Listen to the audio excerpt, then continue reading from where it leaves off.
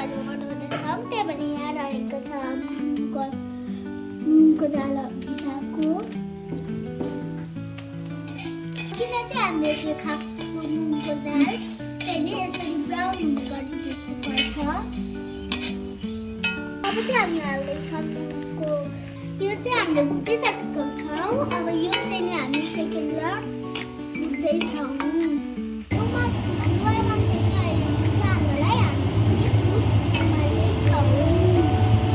अघि चाहिँ नि भुटेको मुङको दाल हामीले चाहिँ नि यसरी पिसिसक्यौँ।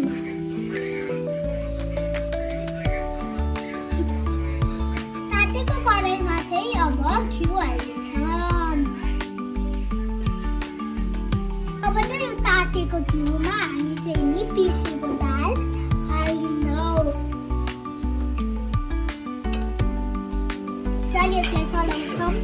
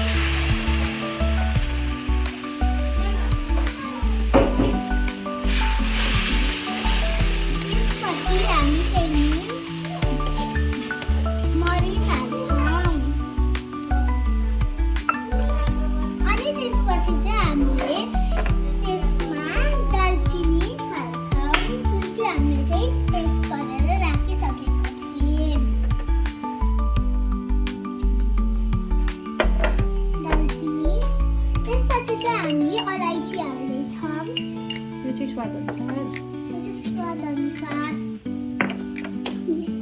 गुलियोको लागि हामी चाहिँ नि यहाँ सक्खर पिघ्लाउँदैछौँ।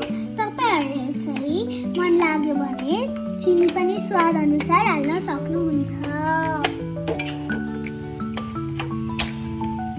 हाम्रो हलुवा चाहिँ यतिको भइसकेको छ। अब चाहिँ नि मजाले पकाउने। सक्खर चाहिँ नि अलि फोर हुने भएकोले हामी चाहिँ नि अब यसलाई छान्छौँ। यो हामीले छानेको सक्खरलाई चाहिँ नि अब हामी यो हलुवामा हालिदिन्छौँ। अब चाहिँ यसलाई मजाले मिक्स गरेर पकाउने।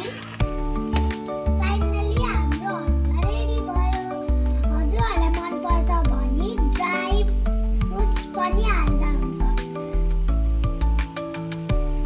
हामी ट्राई गरौँ है त कस्तो भयो।